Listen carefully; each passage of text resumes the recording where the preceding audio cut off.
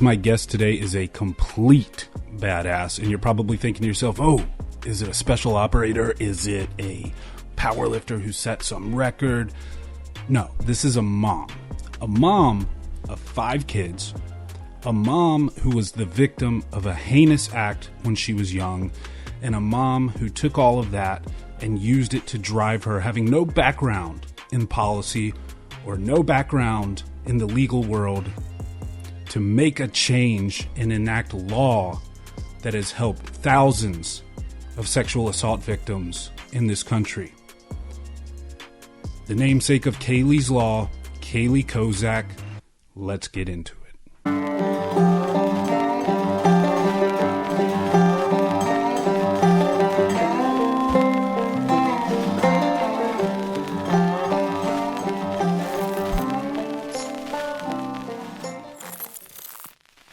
All right, Kayleigh Kozak, welcome to the show.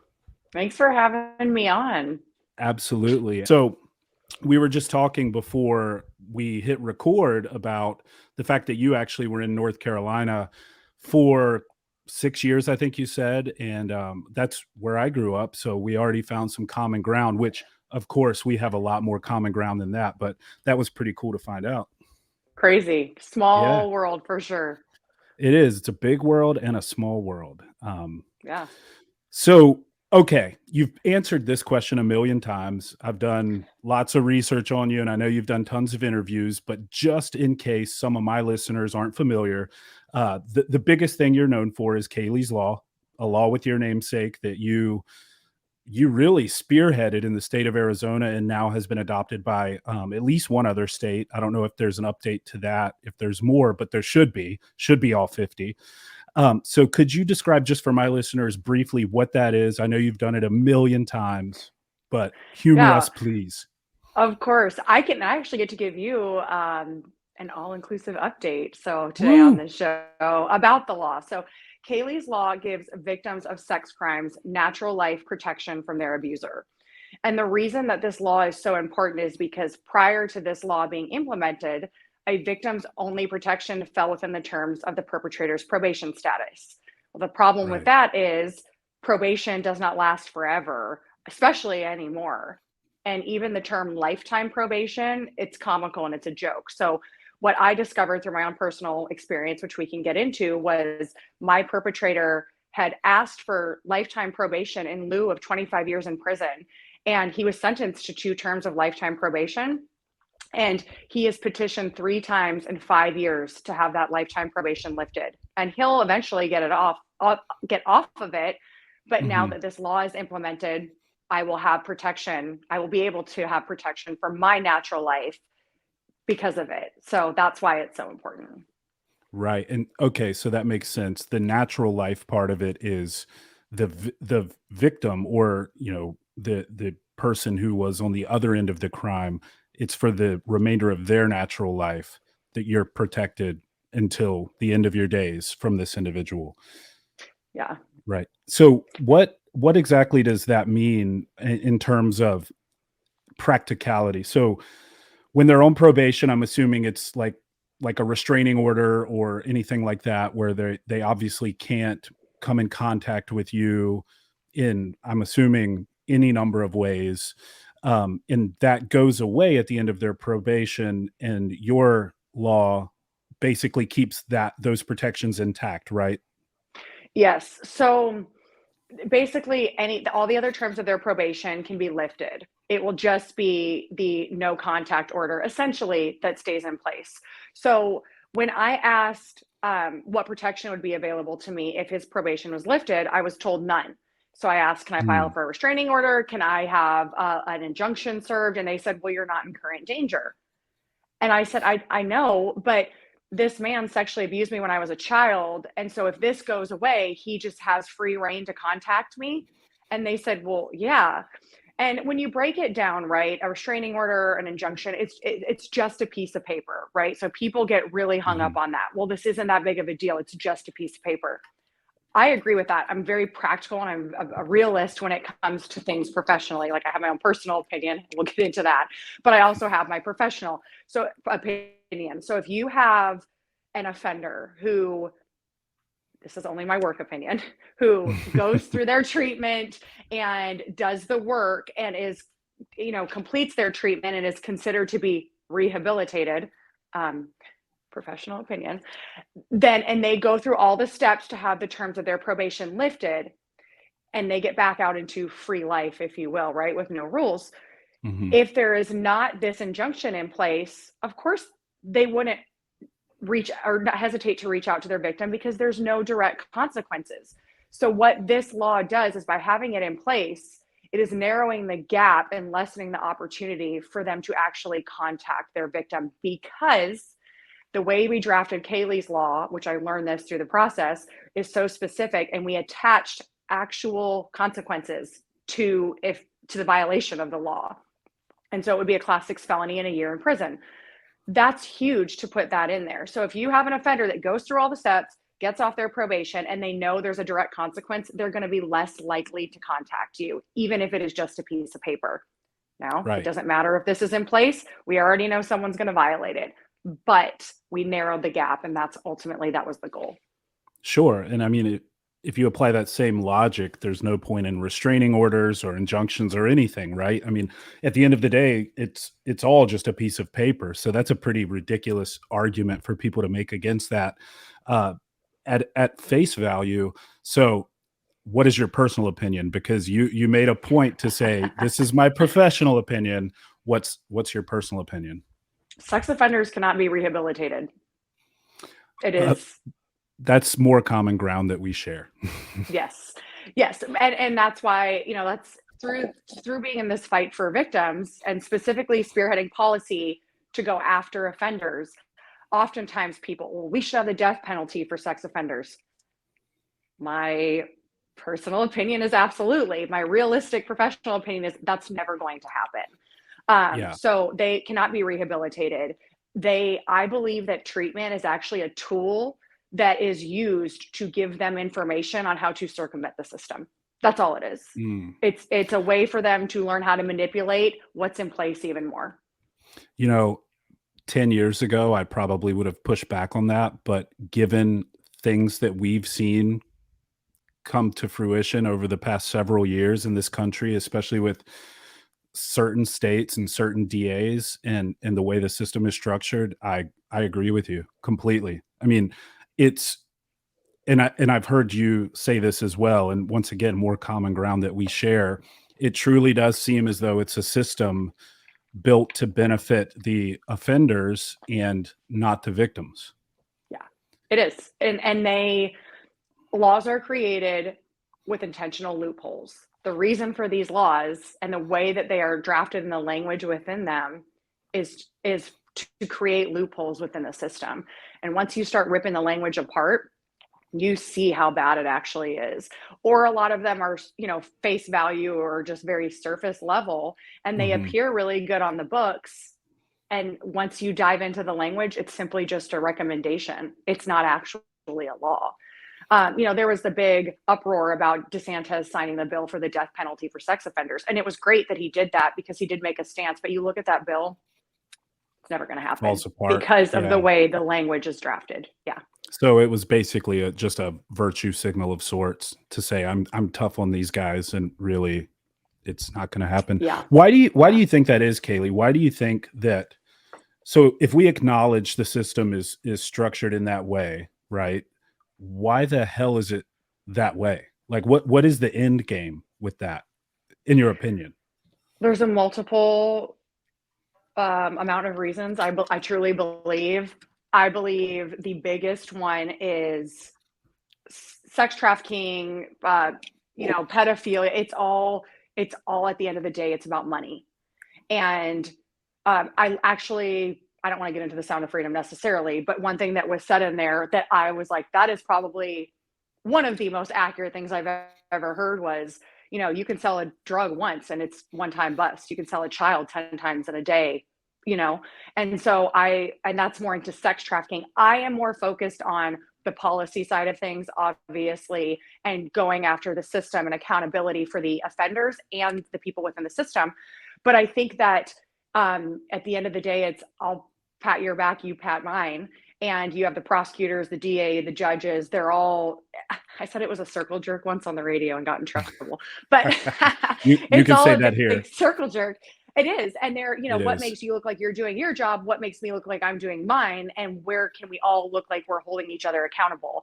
And I think there's a lot more people in on this than, especially in elite positions and higher up. And so they know that these offenders, there's money to be made. And so I think a lot of it falls back on money. I also Yeah. do believe that a lot of it is being unaware. People don't have an understanding of how the law actually works when it comes to offenders.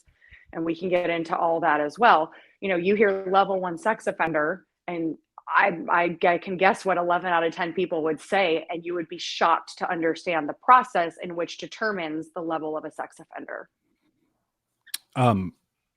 I would love to get into that, and I think we should. Another thing I would say really quick to your point is there was a certain dude with a certain island with a certain list of clients that we have still never seen, and I think that speaks to exactly what you're saying. It is a lucrative system for a lot of these people. It's one big elite circle jerk, and ultimately, I think I agree with you. They're making one another look good, going through the motions while lining their pockets, and I think ultimately that's what drives a lot of it. And I think there's a good amount of Satan too, just straight up evil people. It's demonic. And also with all this, I guess it kind of is a full circle for it all.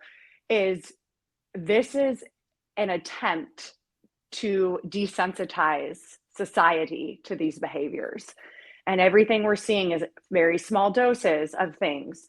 I mean, 10 years ago, if you would have even heard about a man dressing as a woman dancing in front of children, you would have been the first one to call the police, and now what we're seeing these predators hiding under these titles. We're seeing these predators hiding under these protected categories, if you will.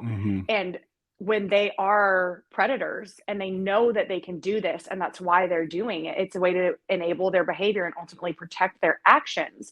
And if you question it, then you're labeled, crazy and transphobic, all the things. Yes. Yeah. Yeah. I hear it every day. Oh, I know. So I think that there is this push to desensitize society to these behaviors, and by not having these laws and, oh, well, it was a mistake. That is one thing. I correct everybody, and they probably, like, even people on the stand in the legislature, well, people make mistakes. No, they made a fucking choice. There's a huge difference. Sex offenders are very intentional. They're very strategic. Nothing is a mistake. It's all premeditated, very, very intentional behavior. Yeah, you don't mistakenly take advantage of a child. Like, give me a break. And Yeah. I know that your situation, you were middle school age, and it was someone who was in a position of authority.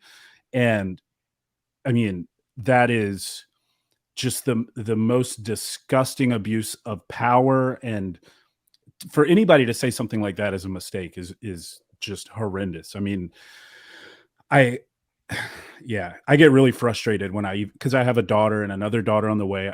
I know you have 5 kids, and it's like, as parents, when somebody tries to excuse this type of behavior, man, I just want to, like, get the wood chipper.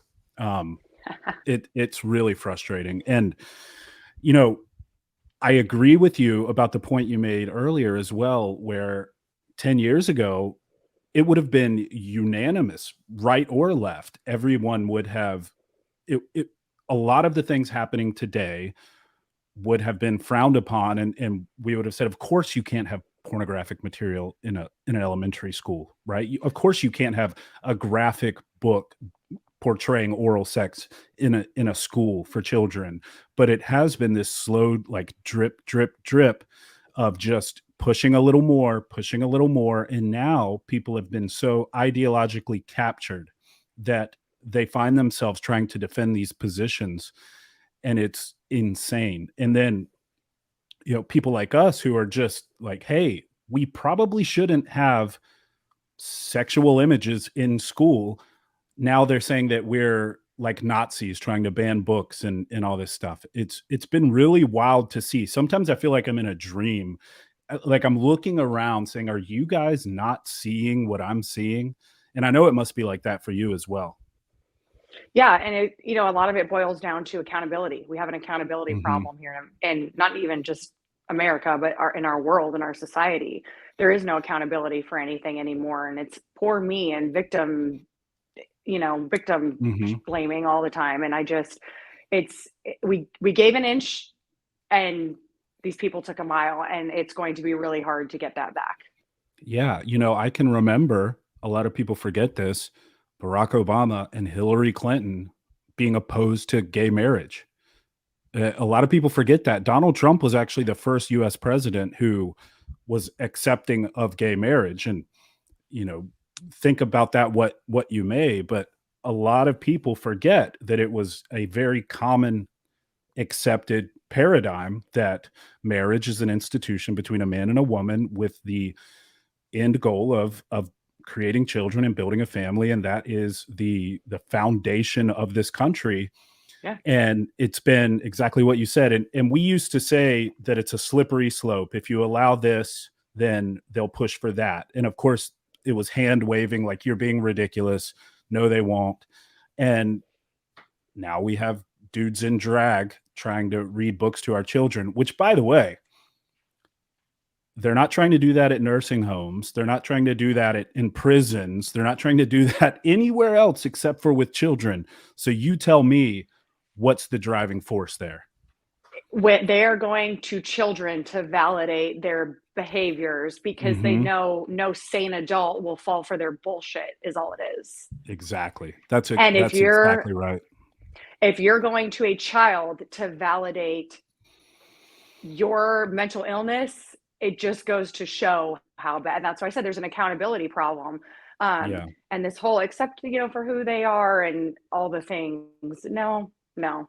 Um, you're a little boy. You cannot be a female. Like it doesn't Hmm. work. You can never have a baby. And it used to be, we used to tell our kids anything is possible. And now I'm like, I don't even want to say that anymore Yeah. because you're like, shoot for the stars, dream big. And now it's like, no, I'm not going to say Right. that. Right. And now we're It's having to praise our children because they know if they're a boy or a girl. Like, how sad is that? it truly is. It's like, when I said that, I meant you could be an astronaut or the president. I didn't Yep. mean that you can switch to a boy from a girl. Yeah. Um, but it is crazy. And this, like, another example is the normalization of pedophilia by trying to call them minor attracted people. It's like, we could rant about this forever. So I I do want to know. kind of get back on the topic of you and what you've accomplished, because I think it's amazing. So, just for the people listening, because I think this is a really important part of your story, you, and correct me if I'm wrong, you had no background in the legal world or legislation or any of that. You were just someone who was motivated, took action, and figured it out as you went and got this done. Yes. I not only do I not have a background in policy or legislation, I will be totally honest because I like to give people hope. That's always one of my main goals. I just want people, after they hear me talk or speak or on a podcast, I want them to feel hopeful after, because Hmm. it is easy to feel defeated and it feels small in such a big world, in a big fight. And when all this surfaced, I had no idea what I was doing. I just knew that I was going to do it. And so people understand. I was even at a meeting yesterday and they were talking about political candidates for 2020. And I had no idea. And I went to court in 2020, in January of 2020. So prior to all COVID shit. And I didn't know what a Republican meant. I didn't know who was associated with blue. I didn't understand that there was state level officials and US, and that might, some people might listen and be like, how did you not know that? I just didn't. And the reason that I didn't was because honestly I didn't care. I was a stay-at-home mom with 5 kids. We lived under a rock basically, and in our perfect little world, I like to say, like, ignorance is bliss. And so I had to learn all that. And when I started this, I met with my local legislator in December of 2020. And I remember I left feeling like they didn't hear anything that I said about pursuing this legislation for a lifetime injunction. And I felt so defeated, and I didn't understand the process. And so once it started and the bill was drafted, I got excited. I'm like, I want to be there for everything. And so I was literally at the Capitol for everything. I actually had a major surgery on February 24th, and I was at the Capitol February 25th, just to stand up in the gallery to hear them do a third read on the bill. Now I wouldn't waste my time, but I didn't understand. And so that's what I'm saying. Like, I didn't know. And then so when we drafted Kayleigh's Law initially, it was very, very cut and dry and short. And we had that the lifetime, or the injunction would be valid for a lifetime. When we had the implementation meeting, it was via Zoom, and I was listening to all these big people talk. I had no idea what they were saying. But what I did understand was, well, a victim is going to have to petition every year to have this injunction in place. And I thought, that's bullshit. That defeats the entire purpose of this. Why does a victim have to relive this every year? Right. So I said, stop. Don't even move forward with this. This is a waste of everybody's time. We need to fix this. So I had asked the current county attorney, who was my prosecutor, that's the whole thing, how do we fix this? And she said, well, you have to create an entirely new law. So when 1412 was originally drafted, it was great, but it was put under the existing law of a 1 year lifetime, or 1 year injunction that was valid for a lifetime. And so I said, how do we do that? And she said, well, it's really hard. I said, but is it possible? And she said, yeah, but it's like shooting for the stars. And I said, but is it possible? And she said, yes. So we sat down, we wrote the language, and they didn't put natural before lifetime.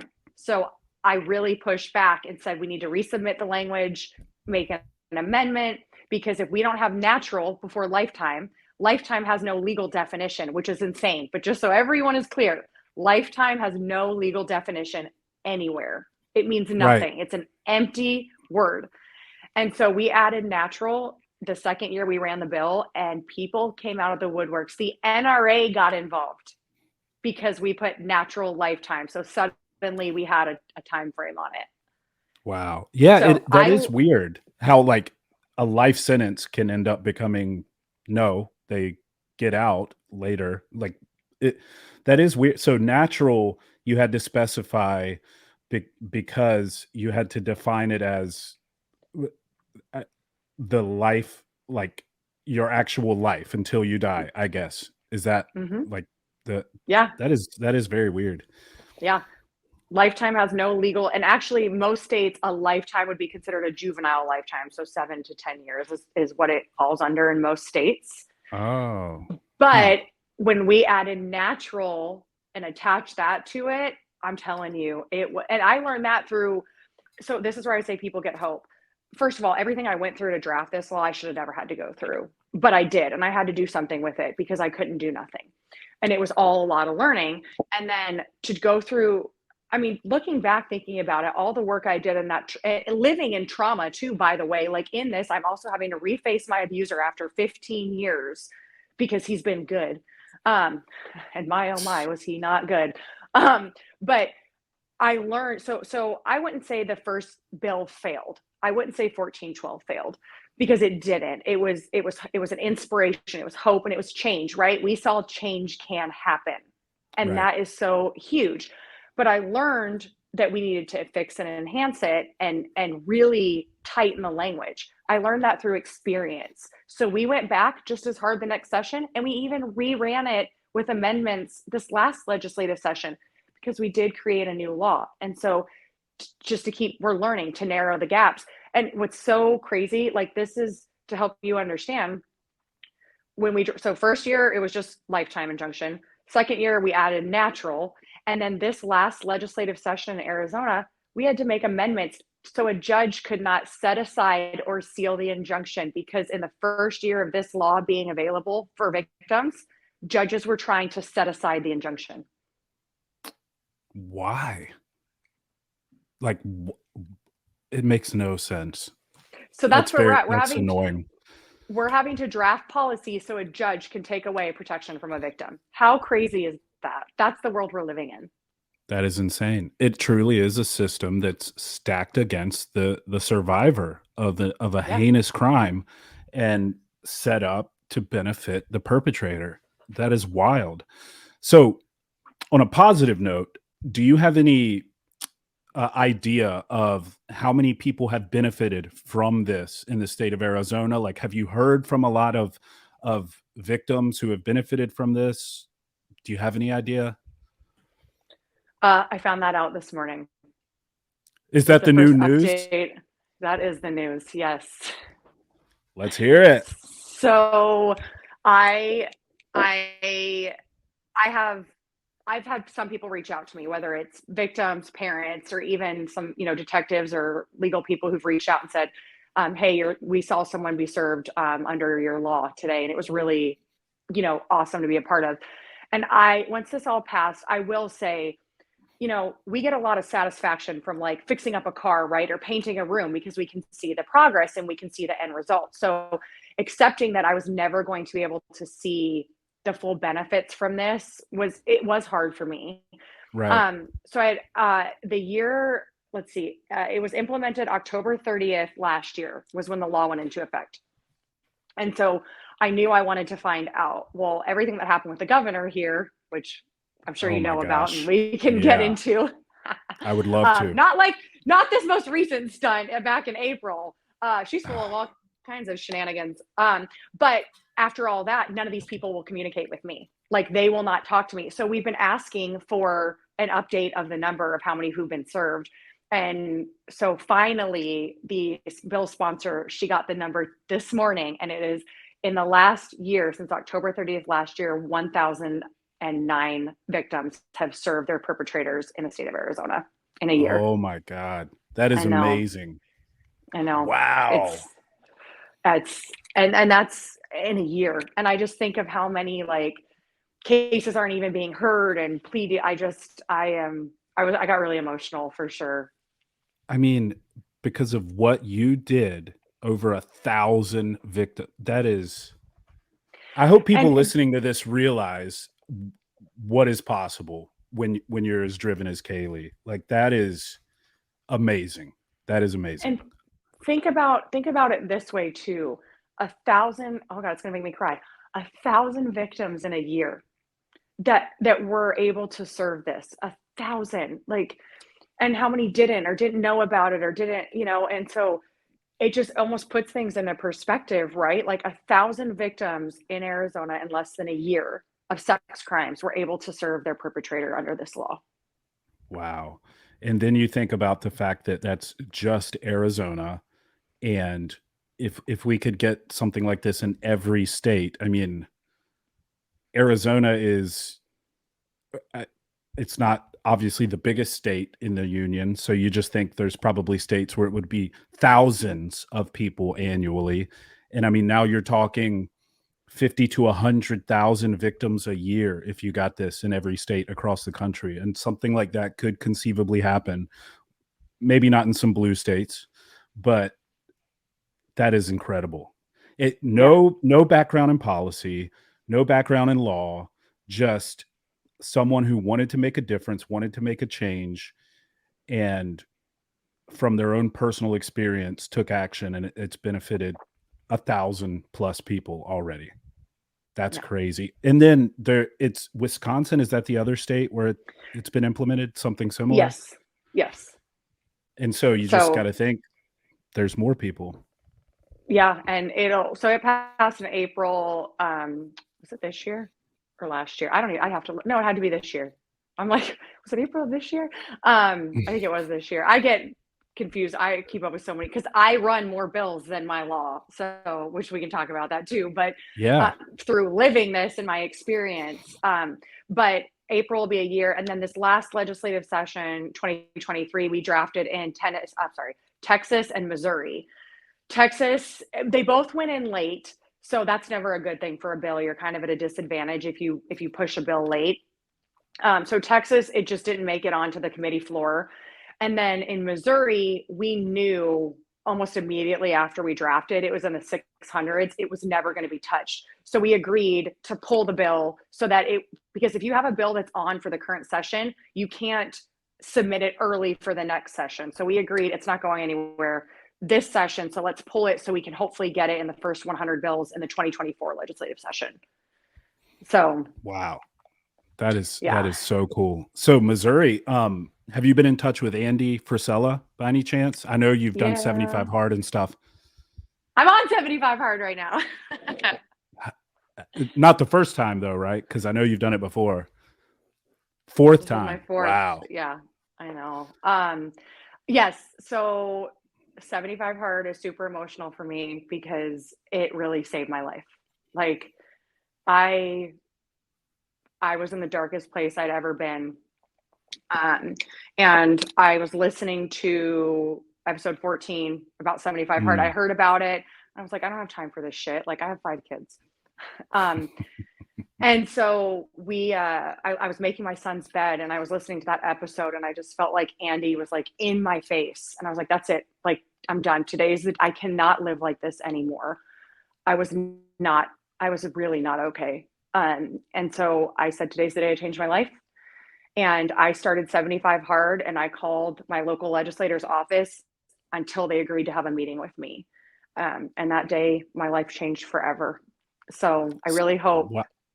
Wow. So wait, not only did 75 hard change your life in terms of obviously your discipline and physical fitness, but that is what started this whole journey towards Kayleigh's Law essentially as well. Yeah. Wow. Yeah. I didn't realize that piece of it. And I really I should sit down one day and write down dates and things. Every time I've been on the program and dedicated, I failed twice. I'm super transparent and I'm diehard with 75. Like I live and breathe by it. I don't know that I've ever met anybody who's as committed to it as I am. But if I look at dates of things, it's every time I'm on the program, the most amazing things have happened while I'm on the program. And I have to tell you, because you've done 75, right? Yeah, and I have to say I've got you beat because I've failed it way more than you have. So, well, so you'll get a kick out of this. So I had a crazy week, crazy week in July of 2021, and the way I was on phase 1, phase 2. I'd have to look. Must have been. I'll look. Anyways, it doesn't matter. So I, in 1 week, had been called to Wisconsin and Utah. And so Wisconsin was because we found a bill sponsor for the law. And I was not planning on that. When we scheduled, I didn't know that when I scheduled to go to Wisconsin, I didn't have a bill sponsor. I was going in like full faith that we were going to find somebody. I just knew it was going to be a good thing. Right. So I fly back there and I knew we had a press conference. So I got in late. I think I had already finished all my tasks. And I got up the next morning at like 4, which for me is not uncommon. Did my first workout, ended up driving 2 hours to Madison, 2 hours, but I thought I was going to get home in time to do my workout before I had the speaking engagement. I did not. Got called for all these news things, go to this speaking engagement. And I ended up walking at 1 a.m. because, and we went out to the bar after, and Wisconsin, we were talking about Wisconsin. And they're all feeding me shots. I mean, they're trying to give me shots. And I'm like, I can't. And so I literally would take the shot and I would throw it like on the carpet. Like, I can't drink this. And then I was reading Relentless. And I remember sitting there looking around and it was like this surreal moment of like, and these people were having fun. I'm not knocking going to the bar and drinking. It's fun. But I remember sitting there thinking, this is why I'm here. And that's why you're there. Like, it was just like a moment for me. And then I went home and walked, and they're still drinking, walking with me at 1:30 in the morning. Came home, had the same thing happen with Utah. I flew to Utah for, I think, 17 hours for a conference, got up at 2 a.m, did my first workout, go with all these legislators, huge dinner, all this wine, and they're trying to get me to drink. And I'm like, I can't. Like, what's wrong with you? And I just felt so empowered in that moment. Like, this is why I'm here. And so the dedication, but yeah, 75 has been life-changing for not only myself, but my entire family. And I believe in the program. And I have gone back and forth with Andy, and I really hope that one day I can Good. share my whole story with him and just thank him, because his program, his courage and bravery to put that program out and his vulnerability to share it with the world saved my life. And I just hope one day that I can share that with him. Yeah, I was going to say, if you haven't been in touch with him, you should, and I would definitely put you in touch with him. But yeah, you should go on his show and talk about all this. I'm sure that'll happen. He's asked me for my info twice. I don't know. It'll happen when it's supposed to. Yeah, I believe in he's a busy God's dude. timing. Yeah, Yeah, absolutely. for sure. Absolutely. So Wow. So that is crazy. I didn't realize that 75 Hard basically set the wheels in motion and compelled you to take action like that. I didn't put that together when I was doing my research. So that is amazing. yeah, and with it, I want people to understand this. I've had to do a lot of self work and learning with legislation and with myself in my case, because yes, this happened to me, but I'm also living out these things right now, like it's current time.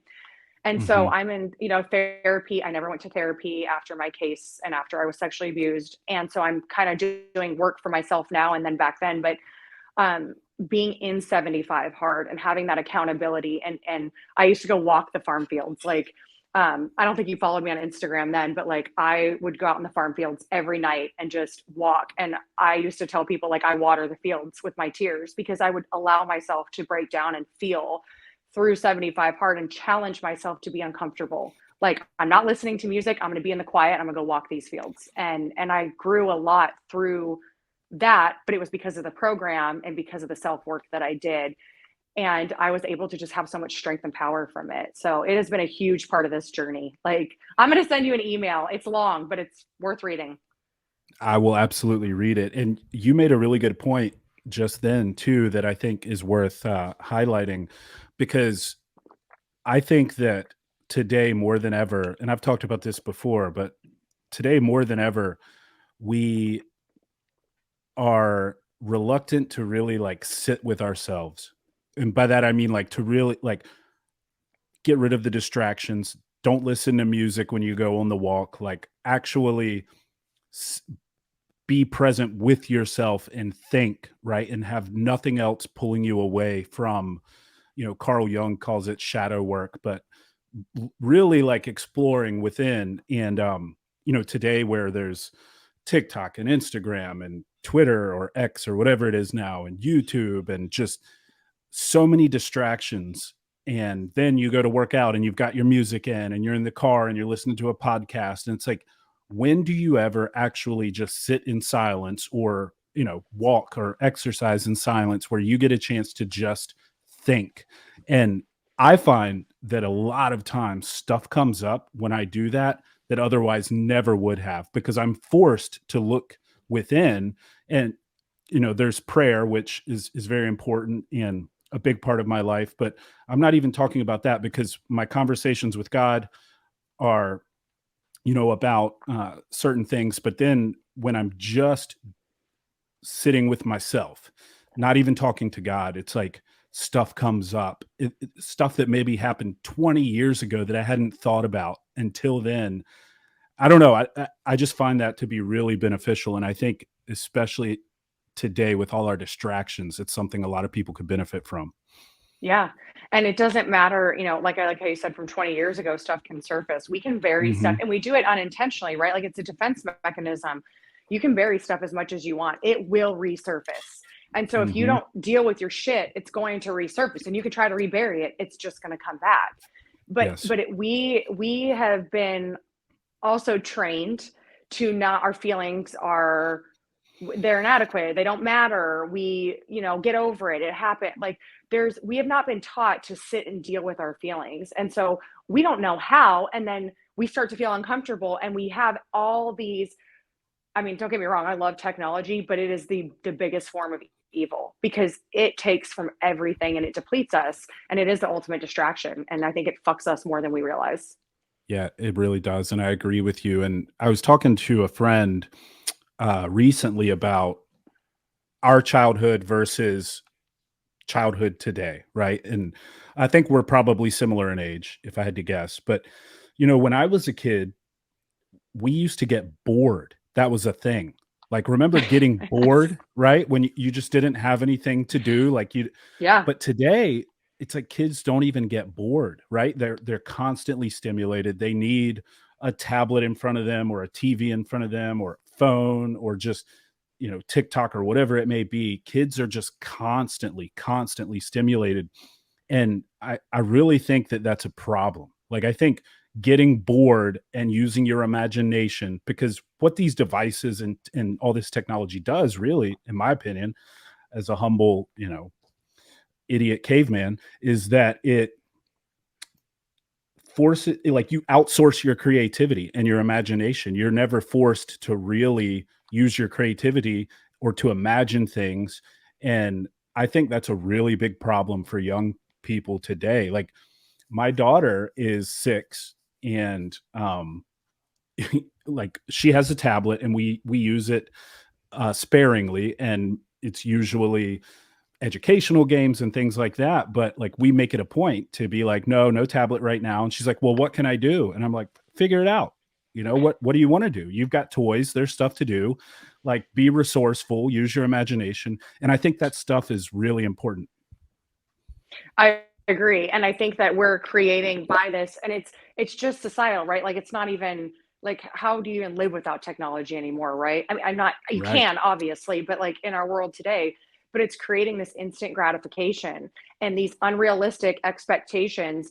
And it's so defeating, right? Like, our kids are, so my oldest is 13. So I have 13, 10, 9, 7, and 5. And I Wow. have one boy. I know. Pray for me. I will I don't pray know for what you. like, I don't know what I was thinking, but like, obviously I wasn't thinking we were doing. So there's that. Um, very blessed, very busy. And I Oh my mean, gosh. same thing. Like, we growing up in North Carolina, like I told you, I lived 6 to 12. And it was like, my parents would be like, goodbye, go outside. Like, they Hmm. would put lunch out on the porch and we would figure it out. And if we were thirsty, there was the garden hose, and it was wonderful, And now it's like, we can't let our kids, and part of it is obviously to protect them, but like, we can't Hmm. let them out of sight. They can't go. I mean, we used to go outside and play, and once the street lights came on, then you're allowed back in the house. Like, Yep. or That's we'd go exactly how basement. it was. Yeah, for me Yeah. too.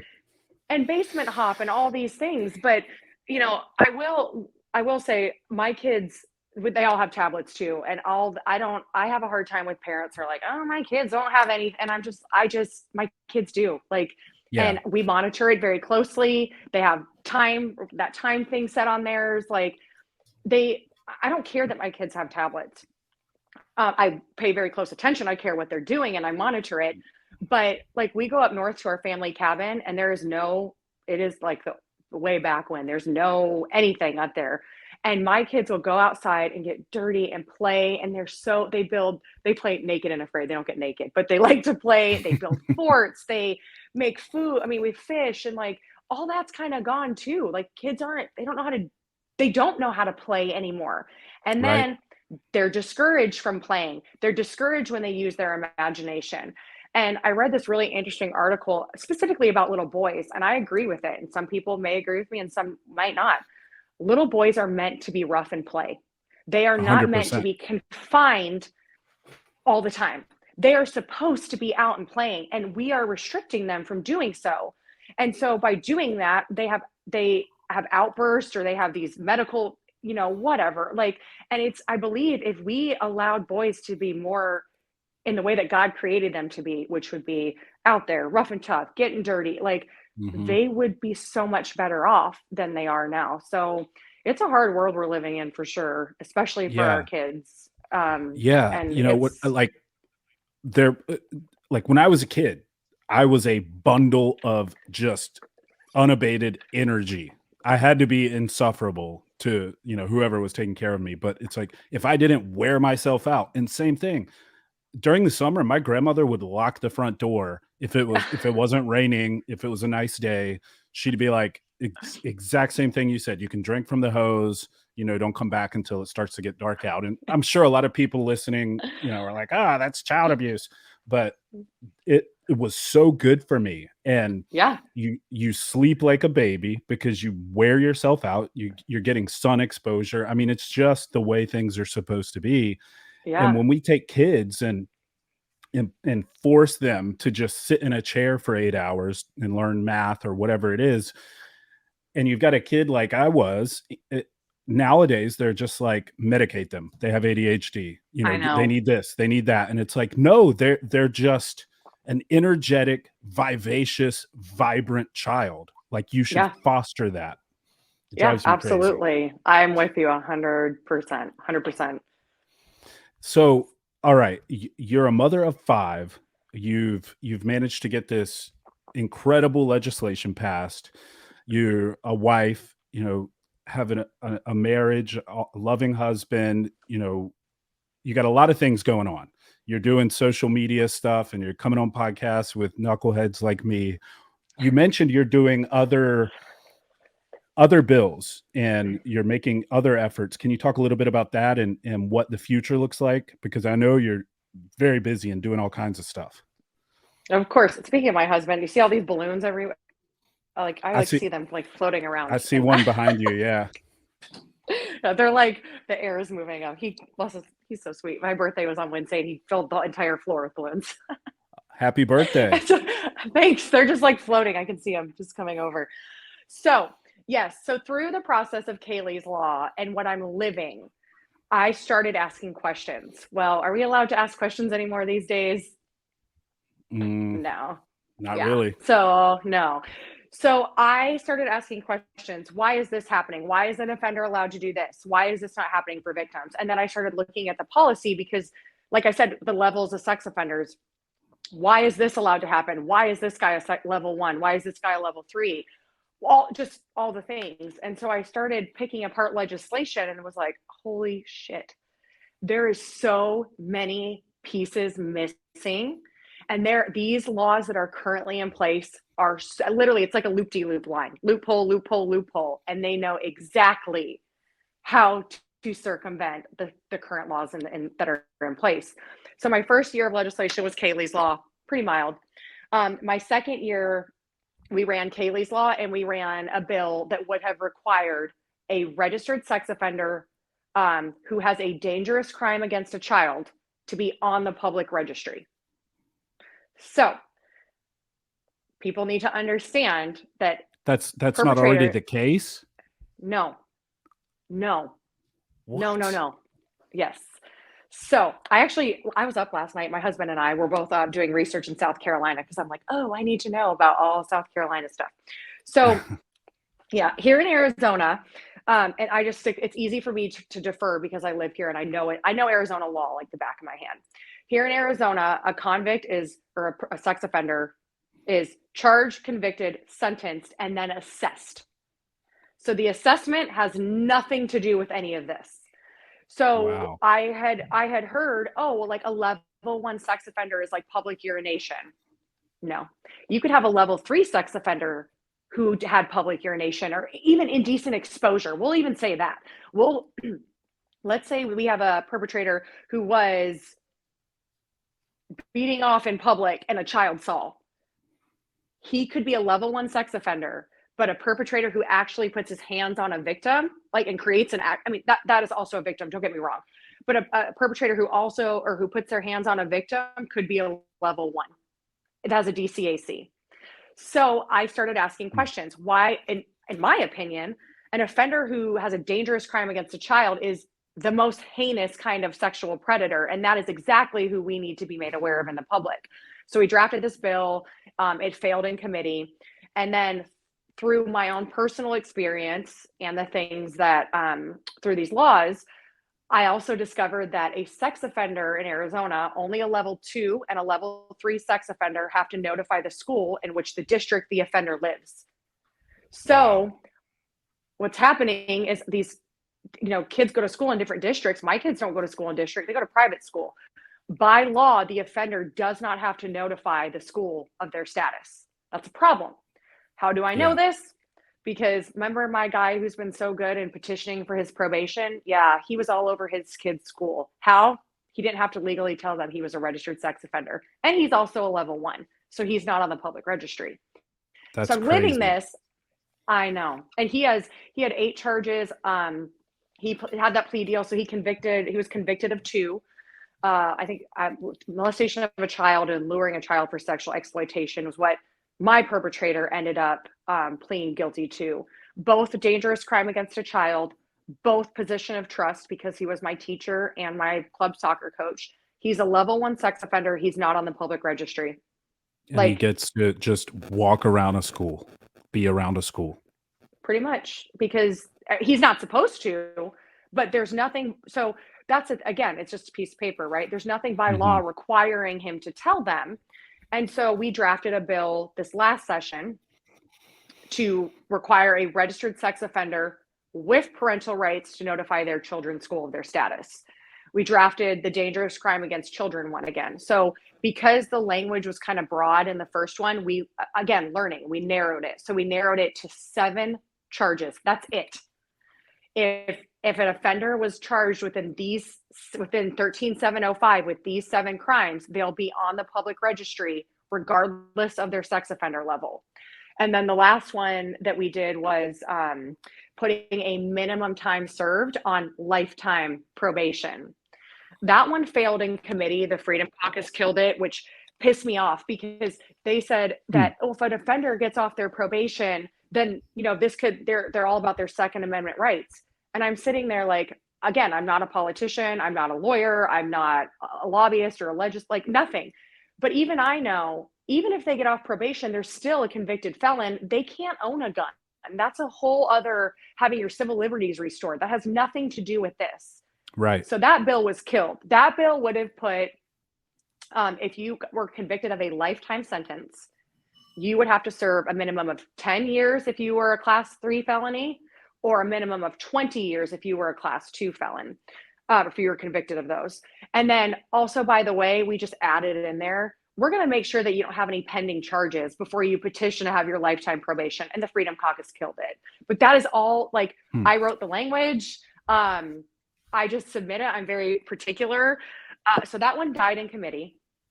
The DCAC bill, no Democrat voted for it, which is infuriating because they're saying, but a level 1 sex offender is the lowest risk. Why should they have to notify their children's school?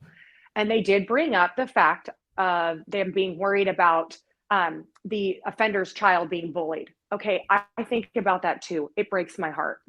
I think about my offenders. Well, I don't know why he had kids.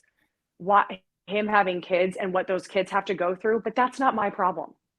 He created that, these offenders that have children, and we can't cater to the lesser percent all the time. The goal is not for these kids to be bullied. The goal is to protect the children within the entity and provide them with this information. So all the Democrats voted against it. It did pass. The governor vetoed it, of course. Queen veto herself. And the last bill was the one that got me in big old trouble, was 1253. And that's the one that would have required a registered sex offender to notify. Wait, did I say that? I think I said that wrong. I'm sorry. The DCAC bill would have put what offender who has a DCAC. I'm sorry. I think I said that wrong. You're fine. The DCAC bill would have put. I'm just trying to keep up. I know it's a lot, and I talk It's fast. a lot. So the DCAC bill would have put an offender on the registry regardless of their status or their level. 1253 was the school bill that would have required the school notification. The Democrats all voted against it, but told me on the stand and on the floor, we're in favor of this, but we can't go against our party, of course. So they voted against it. The governor vetoed it. I tweeted that I was disgusted with her veto, and I thanked the bill sponsor. And the next day is when I got that phone call telling me that because I spoke out against a elected official, that they were rescinding my national award and my national speaking or my keynote speaker position for this national thing, because they couldn't have me on stage with an elected official that I had been openly critical of. That's insane. That these people work for us. Part of the gig is receiving criticism. Yeah. That's That's crazy. So, all right. So Go ahead. no, so that bill, like, so I've learned all these things and I draft all this policy now, and now it's actually trauma that's turned into something beautiful. And Yeah. I have a reputation down at the legislature. I'll wear it with pride. The anti-pedophile girl. They see me coming. They know exactly why I'm there. There's no question. And I don't back down. Um, I go by myself most times. I have been very fortunate to have some people show up with me that have stood with me, but a lot of people don't want to testify, and that's okay. It's not for everybody. Yeah. But I go up against actual sex offenders, their mommies that come testify for them. And I feel like David every time I go down there, because from every angle that you look at it, whether it's the RTS, which you in Arizona, you can go on and just online click if you're in favor or against. That's it. That's a simple thing. But against will be like, thousands, and then for will be like in the hundreds. So that's against me. Then I show up and there's the sex offenders there and their mommies and like this whole organized group that comes that's pro sex offender. And it's whether it's me or just me and a couple people, like we go up, and yeah, there's been some failures. Like I've told you, I don't want to call them failures, but it just didn't work. So what do we just have to keep going. We have to redraft, and we start drafting bills in October, so in a few days. And so we are going to rerun all those bills that the governor vetoed, and with knowing damn good and well she's going to veto them again, probably. But we have to keep going. Like, and I don't want to say trying, because we're not trying, we're actually doing. It's not trying. And just because we aren't successful the first time doesn't mean that we're going to back down and quit. And at minimum, we're exposing what's actually going on in the state of Arizona in regards to sex offenders. But this isn't just a thing in Arizona, it's nationwide, and how bad it is. And so I am working with other states now. It has been really humbling, and honestly, I'm not going to lie, quite rewarding when I have legislators and policy people from other states calling me, asking me my thoughts and opinions on language and how to put this and implement that, because I'm living it and I look at it from a different lens, and that has seemed to work to my advantage in this particular category. Yeah. So how did you learn how to actually write this stuff? Because when I think about just what you went through and everything you did, the first thing I think is, okay, if I were to do this, how to actually learn legalese or how to write policy or any of that. Did you just, I don't know, Google it? How did you learn how to write this stuff? Just seriously by living it. I truly. And I guess by looking at the existing laws and seeing what particular language they use. So, and some of it's pretty obvious if you look at it.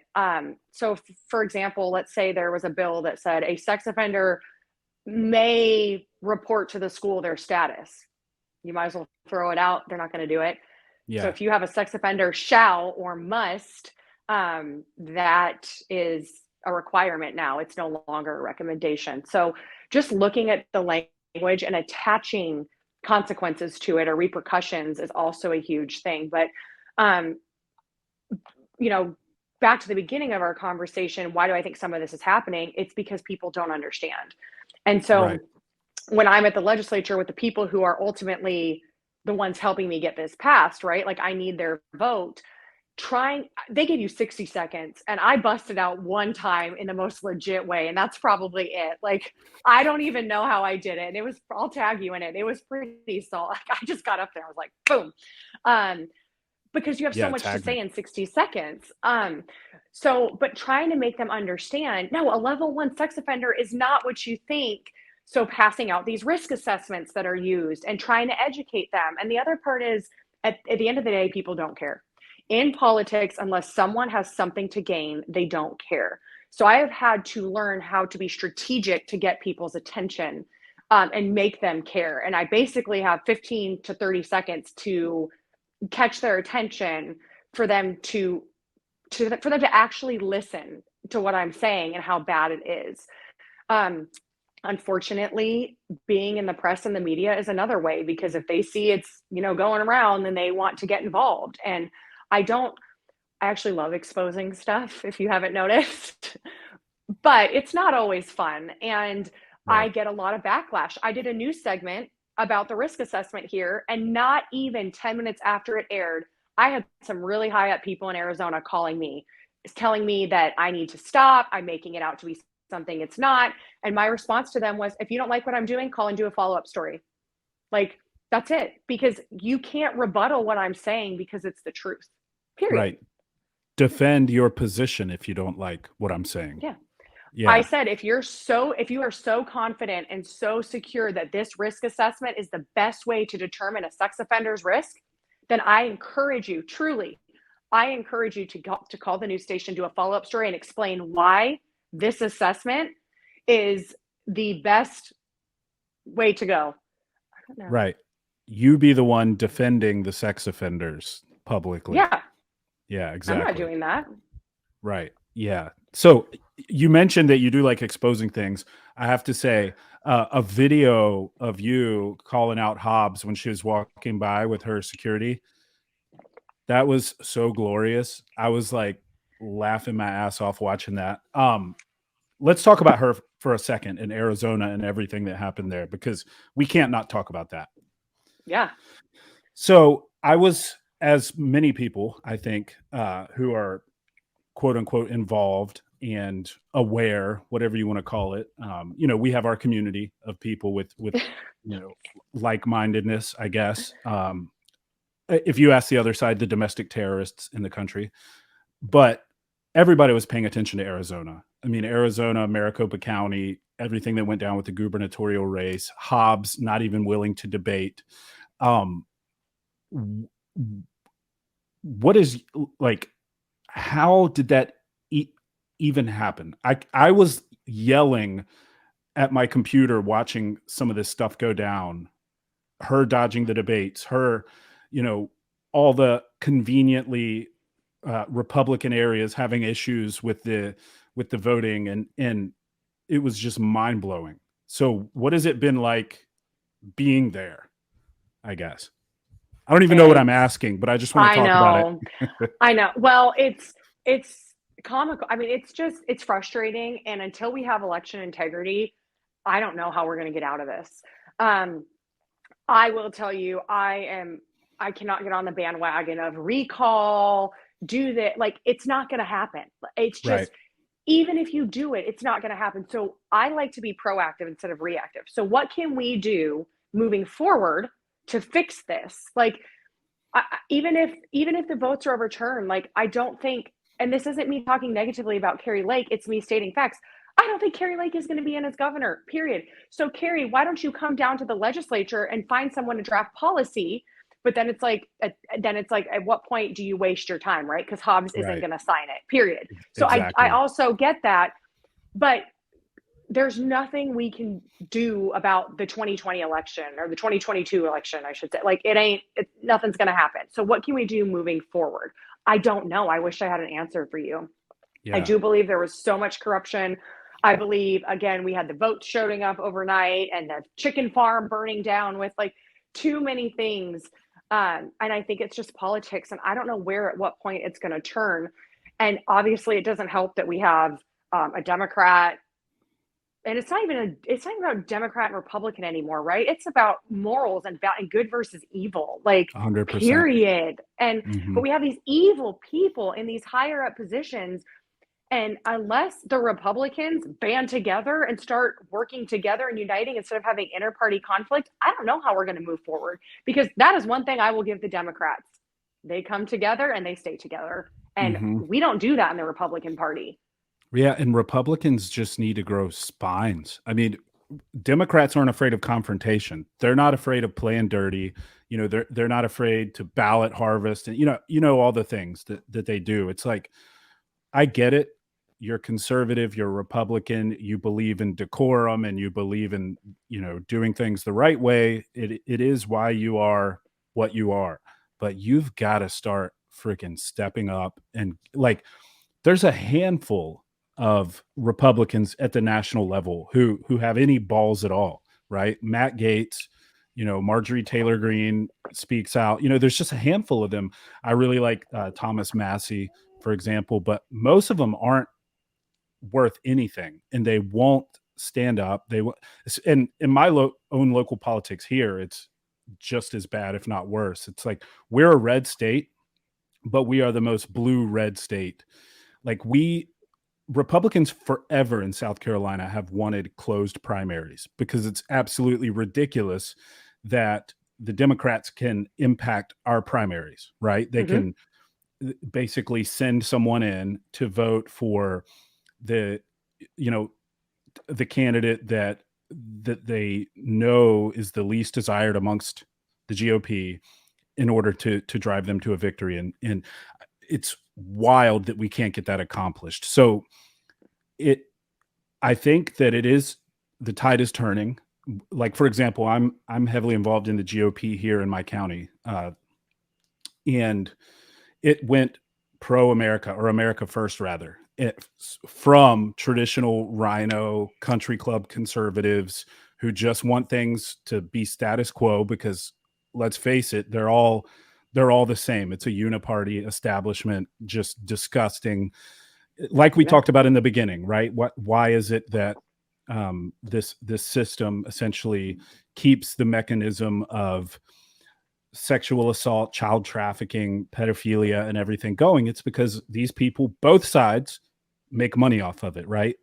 So we did flip the GOP to America First, like, the new breed of Republican that has essentially arisen in the era of Trump. And you know what I'm talking about. There's kind of your America First Republicans and then your rhinos. So we're seeing that happen. And what I see it as being is a time issue. Are we going to do it fast enough? Right? Like this 2024 election, I mean, they've tried everything they can with Trump, like short of assassinating the guy, right? Which I have genuine fears that could be what they resort to, right? If they can't get him on made up fraud and all these indictments and everything, it's like they're clearly desperate and they know that America wants him, right? Yeah. So they have this sort of final stranglehold that they don't want to let go of. And I just fear that out of desperation, they'll act, in a way that could take him out. But I don't know. But look what the Democrats are doing. They're tenacious in their efforts to go after him. But Exactly. Where are the Republicans? Yeah. Why are they not going after the things within the Democrat? Why are they not going after Joe Biden and Hillary Clinton? I mean, all the things. Like, where are they? And even here in Arizona, because I don't know if you saw or paid attention, a Hobbs stepped down for a couple hours. Yeah, and it was like the third in line or fifth in line. Fourth. Okay, so originally, because of everything that happened earlier this week with the shit she was pulling, for it to go to the fourth person in line, the treasurer, and the only Republican, my initial thought was, I wonder if there is some kind of RICO indictment or something going, and no one's talking. And I know a lot of people in this world and no one's talking. So that was my first thought. Then we found out there was this, I think it was a damage control article. I don't buy it for 1 second. That Hobbs, Fuentes, and Mays were all in DC. Okay. We both know they would not let that happen unless there was a particular reason. Why would they allow all three of them to go just be out of state at the same time, even if it was only for a few hours?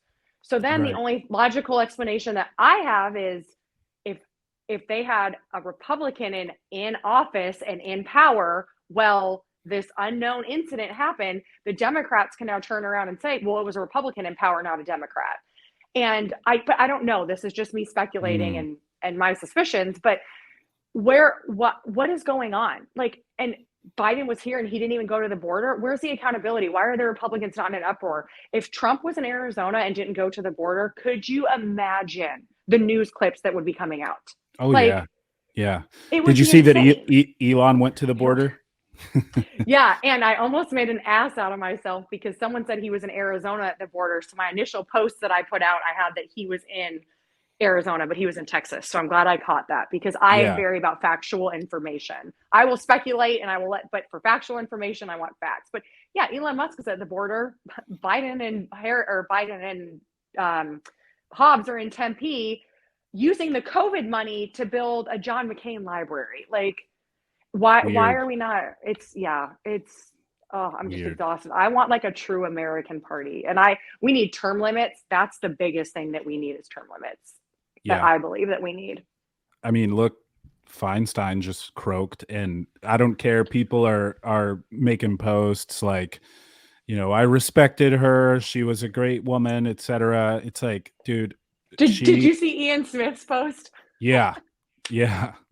That's where I am on the issue. Yeah. I mean, Yeah, these totally. people these people are unrelenting narcissists who don't want to let go of power, knowing that they don't have the capacity to serve the people as they should, right? Mitch McConnell, same thing. Joe Biden, obviously, Pelosi, yeah. Pelosi. We have a gerontocracy where, for whatever reason, these boomer politicians don't want to release their stranglehold on power, and you're just going to see that happen more and more, where they just die in office. And it's like, I have no sympathy. I'm sorry, I have no sympathy for her, because she could have relinquished her position, and she should have a couple Yeah. terms ago. So, uh, and If you this is were a that perfect old, example, though, Kayleigh. You've seen all these Republicans making posts praising her and all of this. Marsha, what's her name, Blackburn, I think, from Tennessee. oh, Um, made a post like, we disagreed on a lot of things, but she was an amazing woman and accomplished a lot. And it's like, the time for all of that is over, in my opinion. Like, this is an inflection point in the life of our nation, and we need Republicans to have a spine. there is no more Switzerland in this. The line No, has got to be drawn in the sand, and you have to pick a side. What side are you on? What side of history do you want to be on? You're either protecting children or you're protecting pedophiles. There is no in between anymore. None. And we have, 100%. and then when we make statements like that, then we're the bad guys and we're ostracized. But it's going to take us uniting and coming together and making those firm statements and having accountability to move forward. And it's not going to be easy. And the media controls the mind, which is also something to our disadvantage.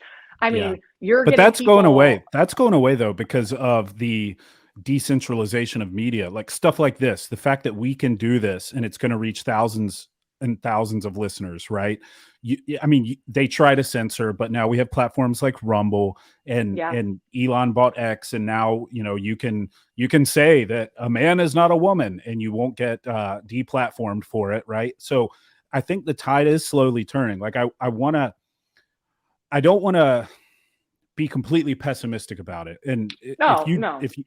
I mean, I think you agree. Like, things are changing, and the last 3 years have been monumental in people waking up, because of everything they did in the pandemic. But I do think there's hope. And dude, the mainstream media is such a joke. Like, if you look at their numbers versus like a Joe Rogan, or any of these larger Tucker getting 100 million plus views on a video on X, like, it is happening.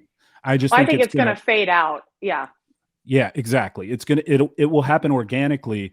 And to your point, though, before before I stop blabbing, sorry, I know I cut you off, No, but you're fine. you said we're the bad guy, right? And I used to really worry about that. Like, it got to me, right? Like, I would post something, and of course people tear you up in the comments, and I would feel the need to defend myself. I don't care anymore. Sure, I'm the bad guy. I don't give a shit. If that means my daughter growing up in a world that's free of these sick people, I'm the bad guy. I'll wear that all day long. Fine. Fuck it. And when you're confident and you stand in truth, Yes. and you know that God has called you to stand in that truth, there's a different kind of peace and a different kind of assurance. And how sad is it that these days, when you're getting hit with hate and slander, that's all the reassurance that you need to know you're absolutely on the right path. You're above the target. You're above the target. If they're coming after you, you're above the target. And Yeah. it's so true. One of the post that I made early in this social media shit show that I've been involved in for the past few years. I used to make posts holding up signs before like Oh everyone yeah. was doing it. Yeah. And I I made one that said we can disagree and still be friends. I was a little naive in that time. I That's don't how as it much. should be though. It should be, but damn well that's not the case because the other side doesn't believe that. Yeah. So, but it really woke me up, Kayleigh, because when I made that post, I thought, okay, because the reason I made that post, just really quick, is because my background is in the sciences. I know you look at me and it doesn't look like it, but I actually went to school for biochemistry. I went to grad school for biochemistry, and so when all this COVID shit came to be, I made a post saying, "Hey, look, the masks, they're not going to mitigate the spread of an airborne respiratory virus at the community level. They're just not. And here's a bunch of papers you can check out." I thought I was helping people, right? I wasn't trying to be political, anything. I was just speaking from my experience in that Yeah. world. Your And subject expertise. And exactly. yeah. Like I have published papers in this domain, guys. You can look it up. But I got, as you can imagine, attacked family members, like unfriending me, people blocking me. It was insane. And so then I made that post, we can disagree and still be friends. And this is when I knew that we're really up against like ideologically captured, religious, without God people, right? They treat this Yeah. as a religion. Because when I made that post, I thought for sure this is something everybody can get behind, right? Like I'm basically saying, kumbaya, bitches, let's love each other. Yes. I got absolutely raked across the coals. Like it was shared millions of times on Facebook. It went super viral. It popped up everywhere.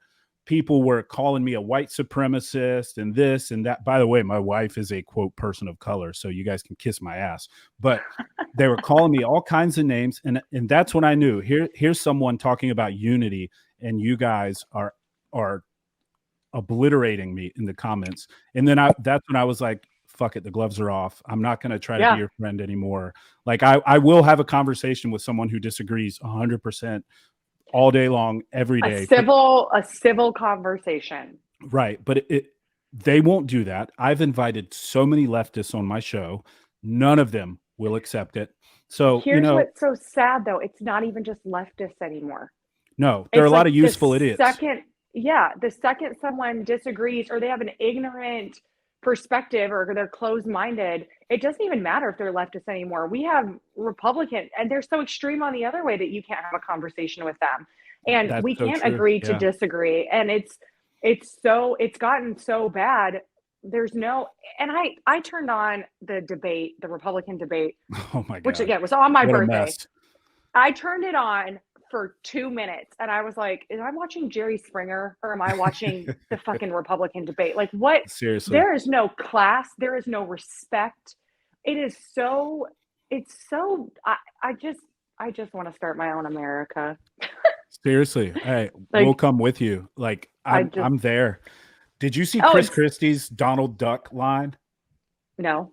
Oh my God. It was the cringe moment of the entire thing amongst a lot of cringy moments. But he's like, Donald Trump should be here defending his record, and he's not. He's ducking, and we're not going to call you Donald Trump anymore. And then he like looks right at the camera and he goes, we're going to call you Donald Duck.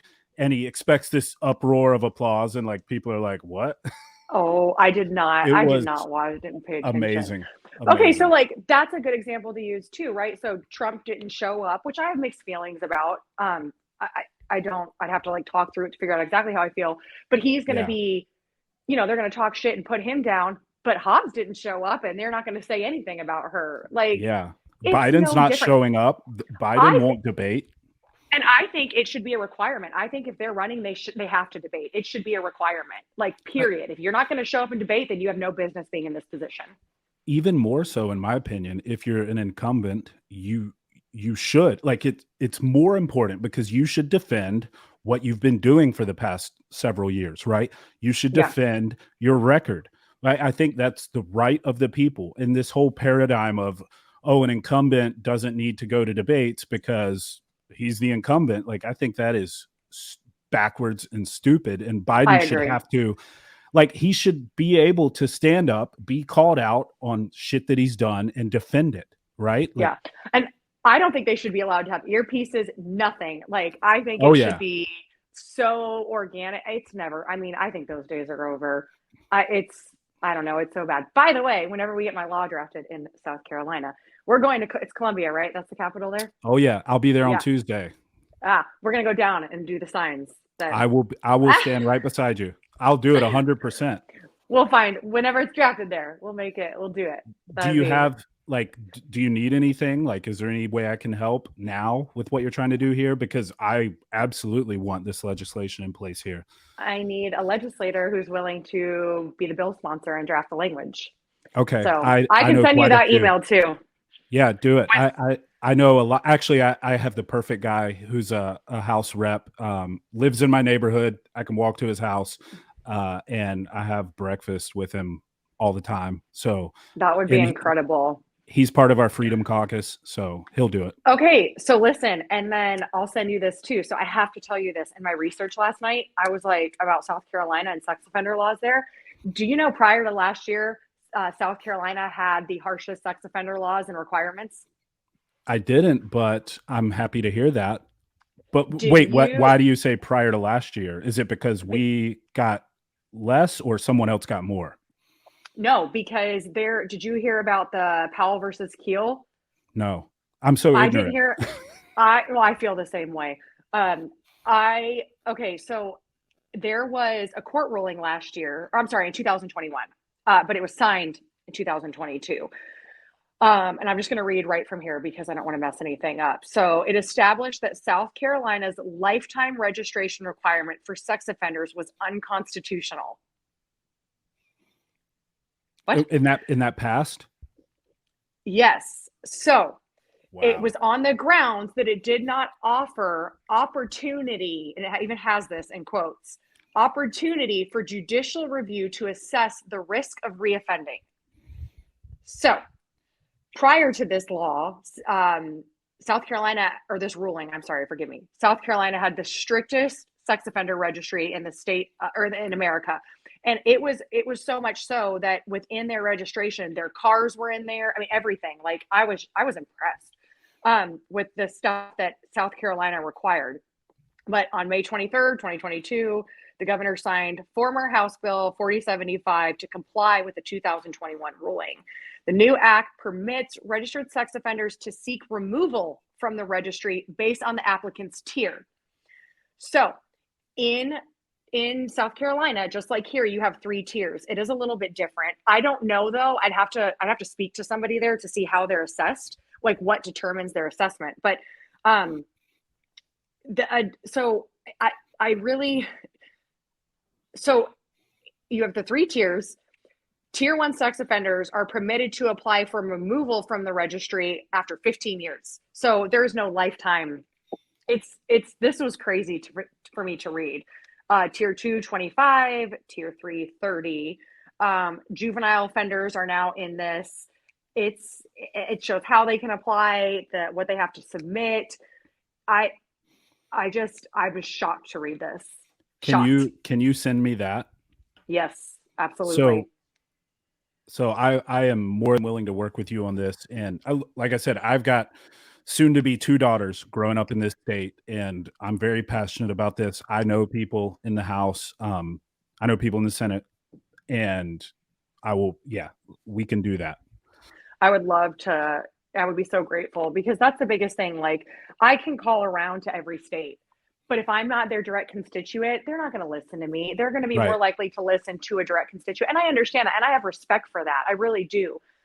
With something like this, though, finding local constituents who are willing to reach out to their local elected officials and then express why this matters to them is going to be far more impactful than me sending an email. It just hasn't been successful.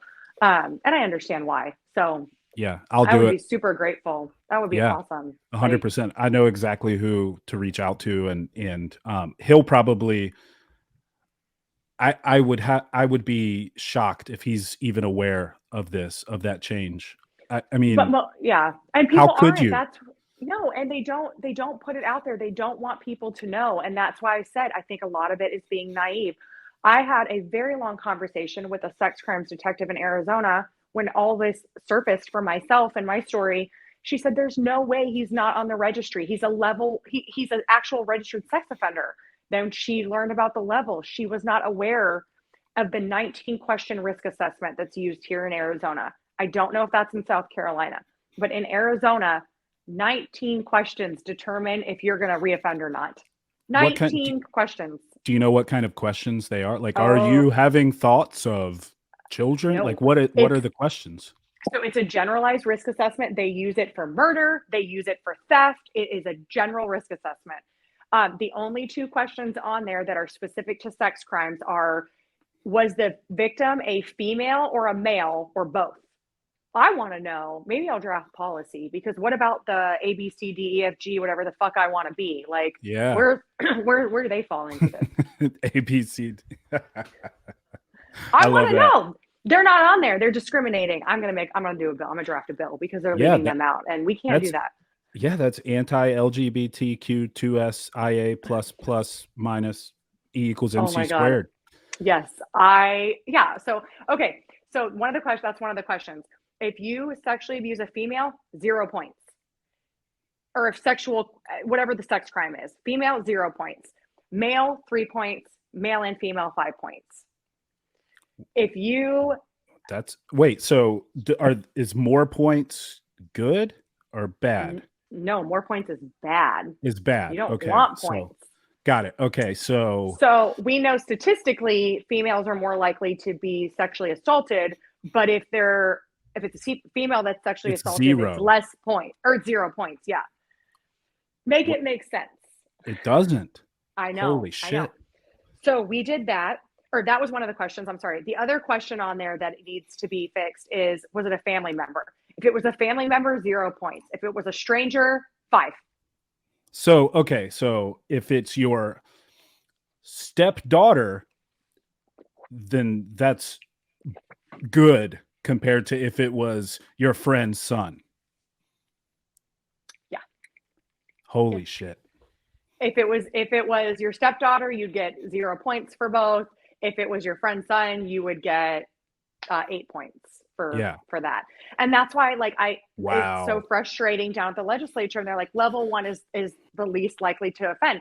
So I'll list cases of where I know that there's a level 1 sex offender because of the risk assessment. And I'll say, okay, this offender was charged with these specific crimes, dangerous crime against child, whatever. They're a level 1. This offender was beating off in the parking lot at a preschool, and because there was both male and female present, it wasn't a family member, even though he never touched them. Again, I'm not minimizing or down. It's a different kind of crime. He's a level 3 because of how he scored. Insane. That is insane. So if you molest a female who you're related to, that's less of a risk, according to this assessment, than if you're just seen in public taking care of your business. And that is insane. And that's what determines their level. And people just don't know. And so I would, and when you look at it, you don't understand. And so that's why I don't ever, when I was in Tennessee, I was looking at their laws. On the surface, they look really good. You start breaking them down. Their language is so specific for their injunctions that you can only apply for an injunction against harassment one time, and you cannot exceed a year ever in your life. That's a problem. That's a big problem. So it's you look at the surface level language, but then you dig into it, and I'm learning how bad it is everywhere. And so everything just gets so compiled and convoluted over the years, and these constant bills that are being drafted and pushed through. So going back and cleaning it up and really knowing what's going on. So I would love to talk to like a sex crimes detective in South Carolina to see, okay, this is what it says, but tell me what's really going on, because I know it's not this. Right. I'll see who I can find. Somebody's got to know somebody who knows somebody, right? Yeah, for sure. For sure. That is insane. I didn't realize that change in South Carolina had happened. Yeah, and it's recent, and I'm sure that they did not put it out there because it is fairly new. And so if it was signed in 2022, I don't know how long it takes for the bills they're going, or the laws go into effect, but it's just about a year that it's been like that, and that's very concerning. Yeah, that's a step backwards for us. Totally. Wow. So we got lots of work to do in South Carolina. Yeah, we do. I will happily help. That is crazy. And I feel bad that I didn't know this stuff, honestly. That's You wow. can't.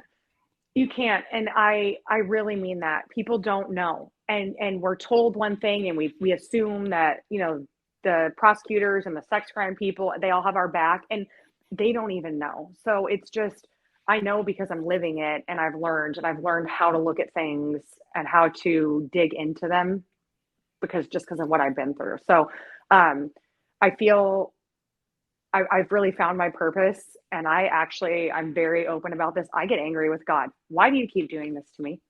Why do you keep pulling me into these dark places that are so unfair? And I just know that I've been conditioned for this. He trained me for this. He called me Kayleigh, for this, and this is my purpose. over 1,000 people in the last year. I know, but it's still hard. I'm living it every day. I can't imagine. Yeah.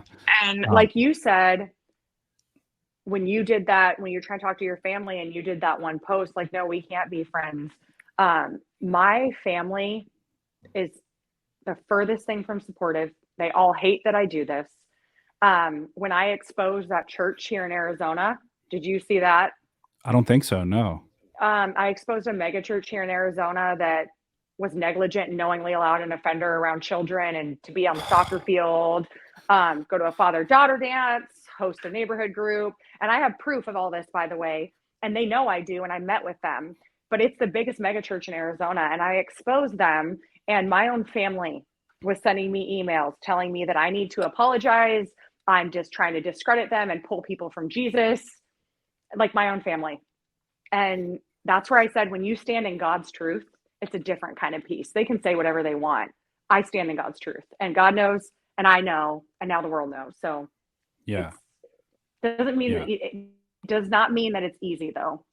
Yeah. I can only imagine, especially since, I mean, you're dealing with your past trauma too while you're going through this. But, you know, focus on all the people you're helping. Like, seriously, that number is just amazing. And that's, just think about in 5 years, once you've been able to get this passed in a bunch of states, which I have no doubt you will, it thousands and thousands and thousands of people. So keep it up.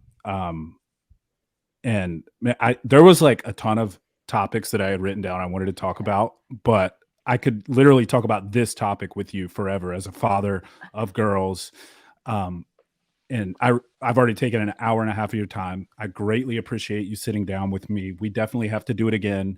And I was just thinking, there's a South Carolina Freedom Caucus event in 2 weeks where I'll be, and I might, tap into you to kind of help me with making sure I'm presenting the case correctly to these people, because I'll have a captive audience of all of the House members of the Freedom Caucus here in South Carolina where I can talk about this. But I want to make sure I say the right things and I know what I'm talking about, because I would absolutely love to help in South Carolina in any way I can. So if you're willing to help me make sure I have the language right and say the right thing or whatever, then I would love to get it done. Absolutely. And it's important in this category to have your ducks in a row, because people do try to discredit, and Mm-hmm. they definitely manipulate what's being said and what's actually happening. So when you have a full understanding of what actually is happening, it makes it easier, and you can snap back in them really quick. Well, actually, this is what really happened. And so I can send you that bill number, that ruling, and I'd be happy to help you look at the language and things, Awesome. and help you with presenting it. And I think that would be really important. And I mean, I would even be grateful for that, even though it's in another state, because it's bringing attention to the brokenness of the system and what's really going on. Yeah, absolutely. All right, Kayleigh Kozak, where can people go? I could keep talking for hours, but I know. I want to be respectful of your time. And like I said, I hope we can do this again, because this is really important stuff. And look, I really respect what you're doing. People like you willing to put yourself out there, fight for what's right, take the slings and arrows, which I know you undoubtedly take probably on a daily basis. I can't express my appreciation enough. So thank you. genuinely thank you for everything you've done and are doing. Once again, over 1,000 people in Arizona in the last year. And you're just getting started. I know that. So where can people find you if they want to get in touch, if they want to take action in their own state, or just say, hey, thank you for everything you're doing social media wise? Where should they go? So Instagram is my most. I use Instagram the most, and it's Same. the Kayleigh Kozak. I know. I wish I couldn't. I'm on TikTok and Twitter, X, whatever. God, so annoying. But my website also is a great place, and I actually am working on adding more resources on there for people to be able to submit papers to their local legislators in every state and getting statutes put in and things. It just takes a lot of work, and I am one person, and I do all this on my own time. This is all because I have to do this. Like, I can't not do this. So, but my website is becauseyoustillmatter.com. And that is my slogan and my mission. And I am fighting for you because you still matter. And reminder, ladies and gentlemen, she's doing all this with 5 kids, which is just, I'm about to have 2 and I'm already like wondering how we're going to pull it off. So mad respect, my friend. Thank you so much for your time. Everybody listening, I love you. I appreciate you. Until next time, keep your minds free.